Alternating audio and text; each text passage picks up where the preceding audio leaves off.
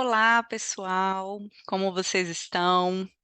Dando continuidade ao nosso Clube do Livro em Terapia do Esquema. Hoje vamos para o capítulo 16 e vai falar sobre um tema muito importante para nós terapeutas, que é sobre o autocuidado e sobre a ativação esquemática dos nossos esquemas enquanto estamos trabalhando e atendendo os nossos pacientes.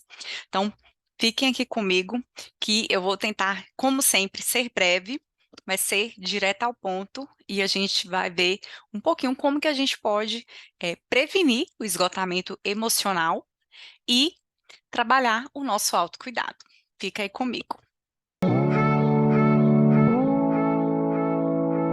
Antes de continuar, eu só quero te pedir para poder se inscrever no canal se você ainda não está inscrito, ficar até o final e se você curtir, dá um like e envia esse vídeo para pessoas que possam se beneficiar deste conteúdo. Sem mais enrolações, capítulo 16, ativação do esquema do terapeuta e o autocuidado.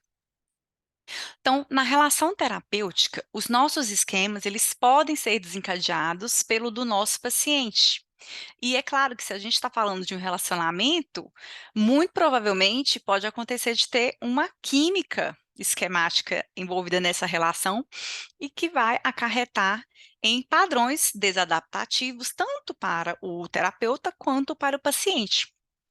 E essa situação, ela também pode contribuir para o esgotamento do terapeuta, pois o terapeuta ele enfrenta estresse combinado da perpetuação do esquema, dele próprio também e do seu paciente, e potencialmente de sentir que está falhando e, porque pode acontecer também, ele estar efetivamente falhando em ajudar o seu paciente.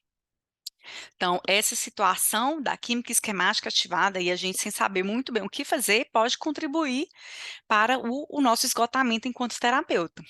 Então, o capítulo vai explorar qual que é o papel dos nossos esquemas no relacionamento terapêutico e como essa ativação esquemática pode impactar o nosso autocuidado. Aqui, as autoras trazem, então, provavelmente vocês já devem ter ouvido falar que os esquemas mais prevalentes em terapeutas são os esquemas de autossacrifício, a privação emocional e os padrões inflexíveis. Então, o esquema de autossacrifício, que eu estou abreviando como AS, e a privação emocional. Como que se apresentam? Os terapeutas com esse esquema, com esses esquemas aqui, desses dois, eles são extremamente sensíveis às reações dos pacientes e eles podem temer o abandono ou sentir culpa por não terem feito o suficiente para ajudar. Então, aqui, o terapeuta, o que que ele faz? Ele fica tão focado em atender as necessidades do paciente que ele ignora os sinais de fadiga e exaustão. Então, ele vai se sacrificar pelo paciente e vai ignorar a sua necessidade de cuidado, a sua necessidade de ser ouvido. E pode ser especialmente desencadeado em pacientes mais exigentes, com características mais exigentes, em que a gente percebe em personalidades borderline ou narcisista, e que exigem que a gente realmente se dedique mais, né? Que a gente dedique mais tempo, que a gente dedique mais energia, a gente se engaje mais no tratamento com esses pacientes, provavelmente vai ativar o autossacrifício, né? A gente vai estar sempre se doando, se doando, se doando, e a nossa privação emocional, se a gente deixar de olhar e de atender às nossas necessidades. Então, o terapeuta, com o esquema do autossacrifício, ele pode sentir uma dificuldade em agir de forma assertiva e estabelecer limites apropriados. E aí, como que isso vai aparecer? Ou ele estende demais a hora da terapia, ele não consegue finalizar, encerrar a sessão. Ou ele reduz taxas e dá descontos para o paciente. Ou também ele pode começar a tolerar compromissos perdidos. Então, o paciente falta e ele não cobra aquela sessão. E uma outra situação que pode acontecer é o terapeuta ele sentir um impulso, né, essa vontade de evitar técnicas. Então, né, não, não vou fazer técnicas de imagem, não, confronto empático também evitar, ter essas dificuldades para estabelecer limites, porque o terapeuta está antecipando que vai perturbar o paciente ou que vai causar algum conflito ali na relação. Eu coloquei aqui uma imagem são recortes de uma imagem, de um vídeo sobre a relação terapêutica, que ele é muito bonitinho, e ele está disponível no YouTube. Então, eu sugiro que vocês deem uma procurada aí sobre relação terapêutica. Ele mostra, né, um terapeuta, como que a gente vai absorvendo muitas das questões do nosso paciente, como que isso vai ativando os nossos esquemas, a gente vai tendo que trabalhar os nossos esquemas, e muitas vezes, quando a gente não dá atenção para isso, a gente fica esgotado. Então, esse recorte aqui dessas imagens é já nesse momento em que eu estou lá tentando, tentando, tentando, e eu não estou conseguindo mais ser efetivo no meu trabalho, porque eu não estou conseguindo mais lidar com as minhas questões, tá? Então, na história de vida, o que que pode ter acontecido? O terapeuta, ele pode ter aprendido a atender às necessidades dos outros, porque era assim que ele entendia e que ele sentia conexão emocional com outras pessoas. Então, ele aprendeu na história de vida dele que, para ele ter essa conexão, ele tinha que estar sempre se doando. Um outro ponto aqui é que os terapeutas, eles não sabem que as suas necessidades emocionais não estão sendo atendidas. Em alguns momentos, se você não fizer uma terapia pessoal, se você não fizer supervisão, você não vai conseguir perceber isso. Ou você vai sentir culpa em ter que atender a essas necessidades. E a gente vai ver aqui alguns exemplos de situações em que isso pode acontecer. Um outro ponto em que isso pode aparecer é: eu reconheço a importância do autocuidado, mas eu estou sempre assumindo ali novos pacientes e novos projetos. Eu reconheço que é importante, eu faço uma pausa, mas aí passa um tempo, como é um padrão, eu volto a assumir pacientes e projetos e eu acabo me sobrecarregando novamente, né? Então, o nível excessivo de autossacrifício no contexto, né, de sentir essa pressão que muitas vezes a gente tem, e é algo que está muitas vezes ligado também à nossa cultura, à nossa sociedade, para você conseguir ter sucesso, para você ter muitos pacientes, que é sinônimo de sucesso, é isso que vai aumentar a vulnerabilidade dos terapeutas e ao esgotamento. Então, a gente fica mais vulnerável ao esgotamento, porque a gente está sempre querendo atender a essa necessidade externa ou a algo que é nosso também. E chega uma hora que a gente realmente não dá conta, porque a pressão é demais, né? Então, procurem esse vídeo. Eu vou fazer o seguinte, eu vou compartilhar o link dele lá no canal do Telegram. Então, aproveitando, se você ainda não faz parte do canal do Telegram, corre lá, procura, que eu vou deixar aqui embaixo como que vocês podem entrar e fazer parte, porque lá eu compartilho esse material, né, das aulas, os resumos e materiais complementares também. Então, o complemento dessa aula vai ser esse vídeo, que ele é muito, muito bacana para a gente refletir sobre o nosso papel, né, enquanto terapeutas aí. Então, como que eu posso lidar com o autossacrifício e com a privação emocional? Então, é importante que a gente aprenda a priorizar os nossos desejos e cuidar das nossas necessidades de conexão. Estender os relacionamentos com as pessoas que a gente gosta, passar mais tempo com essas pessoas, né? A gente ter a nossa imagem do lugar seguro, a gente ter realmente esse desenho, essa fotografia bem desenhada realmente na nossa mente e fazer um exercício de acessar esse lugar seguro.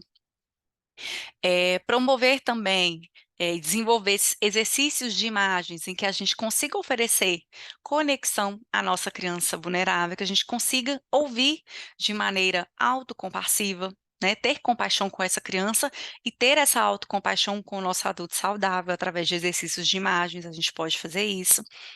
E também participar de grupos de supervisão, e conseguir expressar as nossas necessidades nesses grupos. É uma das maneiras da gente lidar com o nosso autossacrifício e a privação emocional. O outro esquema que também é comum, né, nos terapeutas, são os padrões inflexíveis. E eles podem ser acionados quando os pacientes eles não progridem rápido o suficiente ou não progridem da maneira como a gente gostaria, né? Às vezes eu aplico uma técnica, eu faço um determinado tipo de intervenção e não funciona, e eu fico assim, mas como que não funcionou? Né? Ou então quando o paciente também critica a sua abordagem ou critica alguma intervenção que você fez, isso pode ativar o padrão inflexível se você tiver esse esquema, né? E aí, o que que pode acontecer? Esse esquema ativado, a gente vai fazer o quê? A gente vai se esforçar mais ainda, a gente vai começar a negligenciar as nossas necessidades de descanso, de espontaneidade e diversão, e isso vai acabar nos sobrecarregando. Então, pode acontecer da gente trabalhar longas horas, a gente atender muitos pacientes no mesmo dia, a gente deixar de fazer pausas, né? Muitas vezes eu tenho isso, nessa dificuldade, às vezes, de encerrar a sessão, eu já melhorei muito, mas antigamente era difícil, inclusive essas pausas. Então, se você não faz isso, se você emenda lá 3, 4 pacientes, um atrás do outro, você fica muito cansado mesmo. Então, é importante a gente conseguir encerrar a sessão na hora e fazer a pausa entre um paciente e outro, né? E também ele pode aparecer os padrões inflexíveis aí, nessa dificuldade de, ao fazer uma supervisão, você não conseguir, relatar como é que foi o seu erro, a sua falha, né, ou a sua dificuldade, porque você tem esse medo de não atender, um padrão que é imposto ali na supervisão ou no grupo, né, da supervisão. A gente fica com esse medo de falhar, né. Além disso, o que que pode acontecer? A gente pode acabar, né, sobrecarregando aí os finais de semanas, estudando, né, fazendo treinamentos adicionais, né? Por quê? Porque tá sempre com aquela sensação de eu não sei o suficiente, tem muito mais que eu preciso aprender. E é claro, gente, que aqui a gente tem que fazer um parêntese, né? E que muitas vezes é esse que é o nosso dilema enquanto terapeutas, né? É que a gente realmente precisa estudar, a gente precisa se dedicar para aprender, mas a gente também precisa conseguir equilibrar isso com os nossos momentos de descanso, de lazer, né, com o nosso autocuidado. A gente não pode exagerar. Então, é uma linha tênue que a gente precisa ficar atento e cuidar disso, porque se deixar, a gente entra em clube do livro, a gente faz curso todo final de semana, a gente está sempre estudando. Então, um exemplo, inclusive, disso é quando eu atrasei, né? Eu acredito que eu tenha ficado uma semana, eu atrasei, né, a divulgação aqui de um capítulo, eu consegui entender, olha, eu estou sobrecarregada e eu vou precisar atrasar determinado projeto meu, e isso faz parte. Então, a gente tem que ter essa autocompaixão, que às vezes a gente não vai conseguir dar conta de tudo, né, e isso é um exercício. Bom, dentro da química esquemática, né, que é uma coisa que a gente está falando aqui de relação, muito provavelmente isso vai acontecer com o nosso paciente. As autoras trazem aqui 2 exemplos. O primeiro exemplo é quando o paciente ele tem um esquema ou de arrogo ou de dependência e o terapeuta tem o esquema de autossacrifício. Então, o que que pode acontecer? Um paciente com o arrogo ou a dependência, ele pode ter essa expectativa ou esperar muito do terapeuta, né, ser muito exigente ali com o terapeuta ou até mesmo dependente. O terapeuta, ele sente isso e ele se sente compelido, então, para poder responder a necessidade desse meu paciente, mas ele faz isso, sobrecarregando e colocando em risco, o seu custo pessoal. Então é um custo pessoal muito grande, que ele coloca ali naquela conta para poder atender a essa necessidade. Então, o terapeuta negligencia suas próprias necessidades, ele tem essa dificuldade de estabelecer os limites ou de incentivar uma independência do paciente, e, consequentemente, o que que acontece aqui? Ele não consegue reparar as necessidades centrais que não foram atendidas do paciente. Então, isso é muito importante, a gente ter o conhecimento dos nossos esquemas e das necessidades do nosso paciente. É que, se a gente tem um paciente que tem um esquema de arrogo, qual que é a necessidade? O que que ele precisa? Ele precisa é do limite. E se eu, terapeuta, não dou isso, eu não estou fazendo o meu trabalho de ser um bom terapeuta. Por quê? Porque eu não estou atendendo a uma necessidade do meu paciente. E eu posso ter dificuldade de fazer isso devido a um esquema que eu tenho. Se ele não for trabalhado, eu realmente vou falhar enquanto terapeuta e eu estou reforçando o meu esquema também, né? Então, eu gosto muito né, de trazer isso aqui, porque a gente cresce enquanto pessoa, enquanto terapeuta, e ao mesmo tempo a gente está fazendo o nosso trabalho de ajudar o paciente. Então, ser um bom terapeuta implica necessariamente em sabermos quais são os nossos esquemas e atendermos às necessidades dos nossos pacientes. E muitas vezes isso vai ser desagradável para a gente, porque vai na contramão aí do que o nosso esquema está acostumado. Eh, então, se eu fico atendendo demais à necessidade do meu paciente sempre que ele precisa e eu não incentivo essa independência, eu não estou ajudando o meu paciente. Eu também não estou me ajudando. E aí eu vou só contribuir para uma perpetuação esquemática, tanto minha, do terapeuta, quanto do paciente. Um outro exemplo de química esquemática na terapia é o terapeuta com os padrões inflexíveis. Ele começa a sentir que o paciente não está progredindo, ele começa a sentir que ele não está desempenhando bem, não, meu desempenho está muito baixo, eu acho que eu não estou sendo bom para o meu paciente, eu acho que ele está desperdiçando tempo e dinheiro. E aí, o que que o terapeuta faz? Para lidar com isso, ele encaminha o paciente. Só que ele não sabe que, ao fazer isso, ele pode estar desencadeando a ativação dos esquemas. Pode ser uma defectividade, pode ser uma privação emocional, ou pode ser o abandono do paciente. E aí, de novo, eu não estou sendo um bom terapeuta, né? Porque se eu encaminho o paciente porque o meu padrão inflexível está ativado, muito provavelmente eu vou ativar no meu paciente que ele, nossa, eu realmente, meu problema, ele não tem solução, porque nenhum terapeuta, nenhuma pessoa que eu contratei para poder me ajudar, ela está dando conta de me ajudar. Então, realmente, assim, eu devo ser uma pessoa muito difícil, né? Eu posso reforçar essa crença, né, da defectividade, né? Eu realmente tenho um problema que ninguém consegue resolver, ninguém quer me atender. Então, abandono, até o meu terapeuta me abandona, nem o meu terapeuta, né, quer lidar com isso. E aí, gente, a gente tem que tomar cuidado, porque quando eu falo de bom terapeuta, a gente tem que pensar, e a gente tem que acolher as nossas dificuldades. Pode ser realmente que eu não consiga ser um bom terapeuta para determinados pacientes, e tá tudo bem, mas eu tenho que tomar o cuidado de não parar aí, né? Eu encaminho, realmente, se eu identifico que é o meu limite, que determinados pacientes eu não vou conseguir, né? Mas eu busco ajuda. Então, e buscar ajuda para o terapeuta é estar em treinamento, fazer uma supervisão e fazer terapia pessoal, né? Na terapia pessoal, muitas vezes a gente consegue alinhar a supervisão e o, eh, e esse tratamento, né, dos próprios esquemas.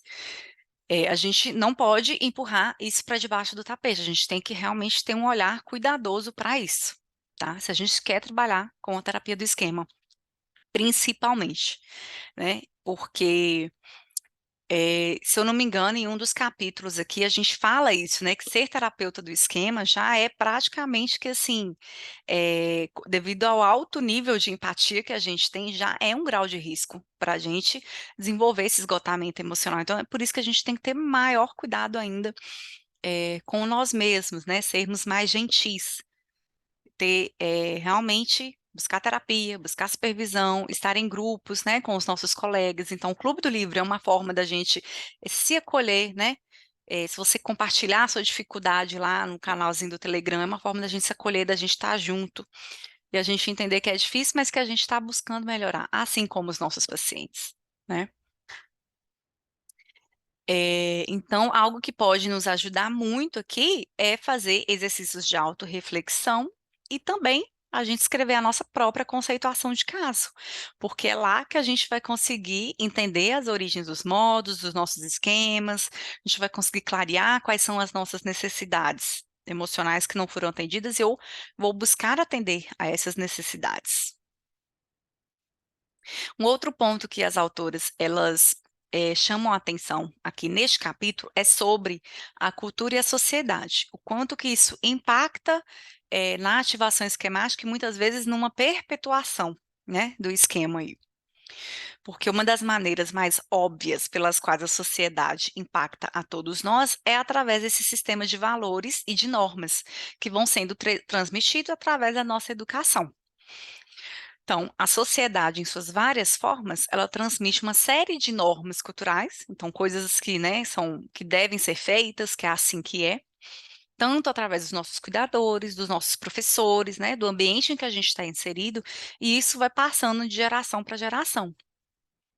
E embora muitos de nós nos esforcemos para estar cientes, às vezes até resistir ou rebelar contra algumas normas culturais, isso acaba tendo impacto, muitas vezes inconsciente, nos nossos esquemas e respostas de enfrentamento. Aí aqui Tem um exemplo que elas trazem, né? Por exemplo, quando um paciente ele quer se distanciar ou se afastar de uma família que é abusiva, dependendo da sociedade, isso daqui vai ser mais forte, dependendo da cultura. Essa mensagem aqui, ela vai ser mais forte. A mensagem qual que é? É de que está errado, né? Por quê? Porque ninguém te ama mais ou quer coisas melhores para você do que a sua família. Então, dependendo da sociedade, da cultura ou do ambiente mesmo familiar, isso aqui é tão rígido, mas tão rígido, que se você é terapeuta também tiver isso aqui, né, você tiver sido criado nesse modelo de que a família é quem mais te ama, é a família, é tudo, vai ser difícil a gente trabalhar esse afastamento, esse distanciamento, principalmente quando a gente fala de uma família abusiva, tá?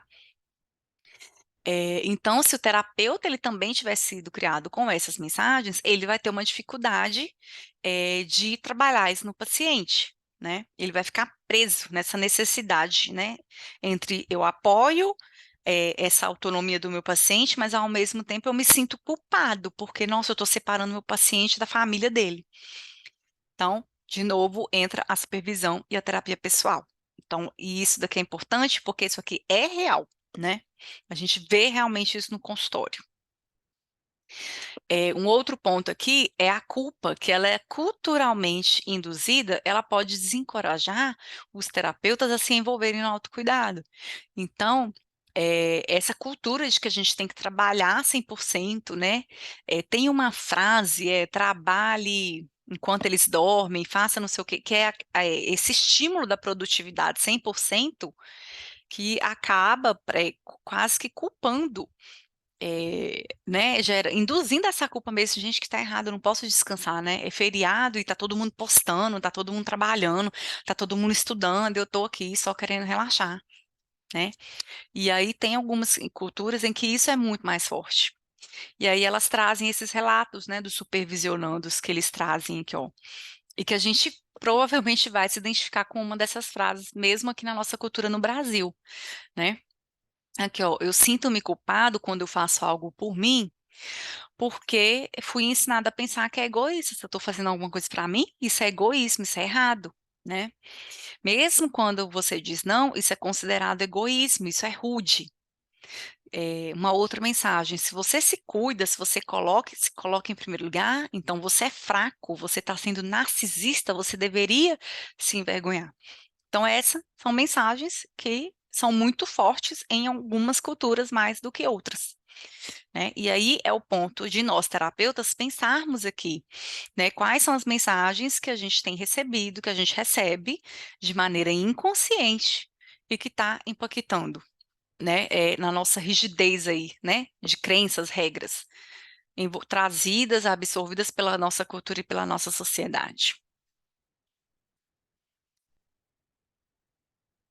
Então, qual que é a melhor maneira de prevenir o esgotamento emocional e promover o autocuidado do terapeuta? Primeiro, é que a gente tenha consciência dos nossos próprios esquemas. Olha, isso aqui foi praticamente dica e foi recomendação assim de todos os capítulos. Podem observar. Então, a gente precisa conhecer os nossos próprios esquemas, os nossos modos e os nossos padrões desadaptativos. Como que a gente vai conhecer isso? Fazendo treinamento, fazendo supervisão, fazendo terapia pessoal. Segundo ponto é que a gente crie um programa de autocuidado. E esse programa de autocuidado, ele vai se concentrar em quê? Em atender às nossas necessidades emocionais. Então, é por isso que eu tenho que ter a minha conceituação de caso para eu saber do que eu preciso. E esse programa ele tem que ser estimulante, ele tem que ser energizante, ele não tem que virar mais uma tarefinha ali, mais uma obrigação. Nossa, eu tenho que fazer isso porque eu tenho que fazer isso. Não, ele tem que ser algo assim que eu realmente entenda e absorva que é uma necessidade. Isso é mesmo importante para mim. Terceiro ponto é que a gente tem essa compreensão de quais são os esquemas culturalmente compartilhados, né? Então, até que ponto a gente está conformado com normas que estão culturalmente definidas? Fazer esse trabalho de autorreflexão também. E em grupo isso ajuda muito. E o quarto ponto que elas trazem é do trauma. Então, tem traumas que são compartilhados. Então, muitas vezes, a própria pandemia mesmo, né, essa dificuldade da pandemia que a gente viveu, não foram só os nossos pacientes que tiveram dificuldades ou que perderam alguém, os terapeutas também. Então isso acaba virando um trauma compartilhado.